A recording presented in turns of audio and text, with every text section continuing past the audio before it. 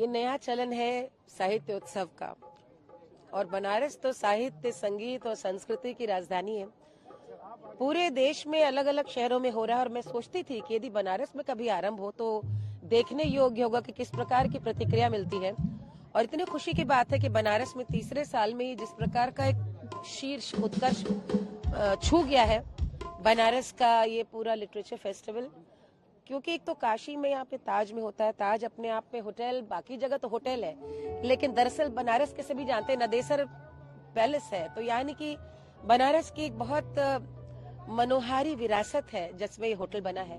तो यहाँ पर आना, इस जगह को रखना और एक साथ समानांतर इतने मंचों पे इतनी भीड़ और इतना अच्छा आयोजन और साथ ही साथ इतने सारे लोगों को बुलाना बहुत अच्छा लगा। मुझे तो बहुत शुभकामनाएं हैं कि और उत्कर्ष को छुए। देखो, आज जो बनारस लिट फेस्ट है, मैं बड़ा खुश हूँ क्योंकि बनारस की संस्कृति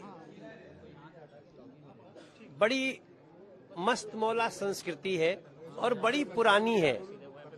तो इसको काशी के गंगा तट पे मंदिरों में ये तो हम अनुभव करते हैं, लेकिन बनारस लिट फेस्ट जब होता है इसमें इतनी तैयारी के साथ, इतने अच्छे साउंड सिस्टम के साथ, बड़े क्वालिटी पीपल जब सुनते हैं, जेनजी सुनती है, तो हम फ्यूचर का बनारस बनाने में सफल होते हैं।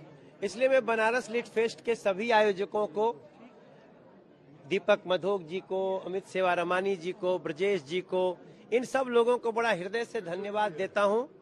बहुत ही अच्छा कार्यक्रम है और ये हर साल होते रहना चाहिए, ये मेरी प्रार्थना है। बजट आ रहा है, बजट पे क्या है? 1 तारीख को बजट पेश होने वाला यूनियन बजट, क्या कहेंगे? मैं देश के लोगों को विश्वास दिलाता हूं कि आप नरेंद्र मोदी जी के नेतृत्व में जो विश्वास बनाए हुए हैं, उस विश्वास को कोई भ्रम से हिलाता है तो हिलना मत मेरे भाई, क्योंकि मैं 12 साल के अनुभव से बोल सकता हूं कि नरेंद्र मोदी की नीति, नियत इस देश के प्रत्येक व्यक्ति को समान रूप से आगे बढ़ाने की है। लेकिन साजिश करने वाले तो करेंगे। इसलिए आज मैंने मंच से भी कहा कि छोटे मोटे जो ब्रेकर्स आते हैं, तू डाल डाल तो हम पात पात, साजिश करने वाले लोग चैन से नहीं बैठे हैं।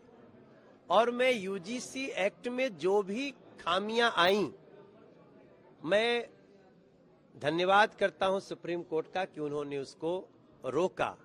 लेकिन दोस्तों याद रखना, इतना तीव्र विरोध के पहले याद रहे कि वो संसद का बना कानून नहीं था।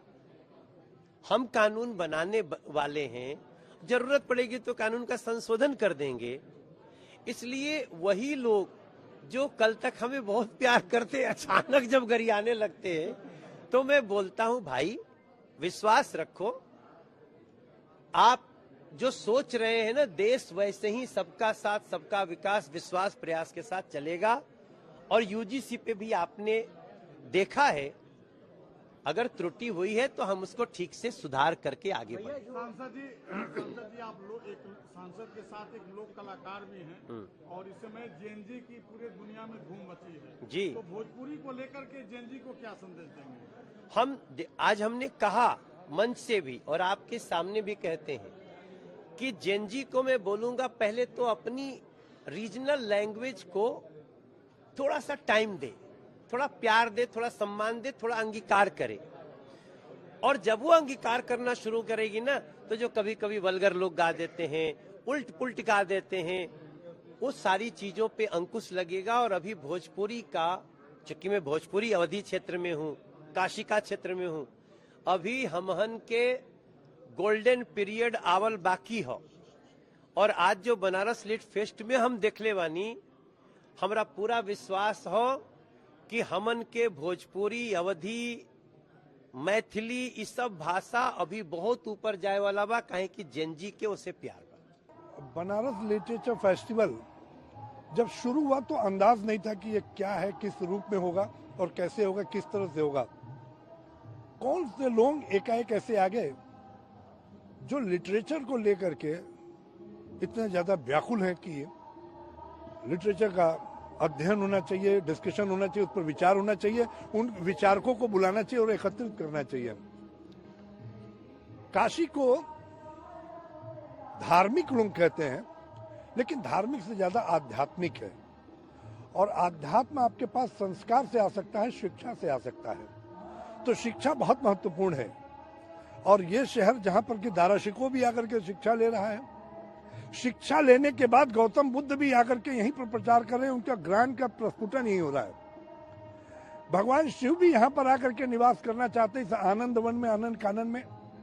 ये विलक्षण शहर अपने आप में एक अजीब करिश्माई चीज को, जादुई चीज को, एक आध्यात्म को अपने अंदर संजो करके बैठा हुआ है कि इसका शहर का प्रत्येक पत्थर, लोग कहते हैं कंकड़ शंकर के समान है, लेकिन मैं कहता हूं कि कंकड़ पारस के समान है। किसी भी लोहे के साथ जुड़ करके उसको टच करके सोना बना देता है। तो इस शहर के अंदर बनारस लिटरेचर फेस्टिवल की जरूरत शायद बहुत पहले से थी, जो थोड़ा विलंब से हुआ, लेकिन सार्थक पहल है और बहुत ही अच्छा पहल है। जिन भी साथियों ने इसको शुरू किया है वो सब साधुवाद के पात्र हैं और ईश्वर उनको और ताकत दे कि वो और भव्य रूप से और विशालता के साथ आने वाले वर्षों में लिट फेस्टिवल को मनाएं और करें।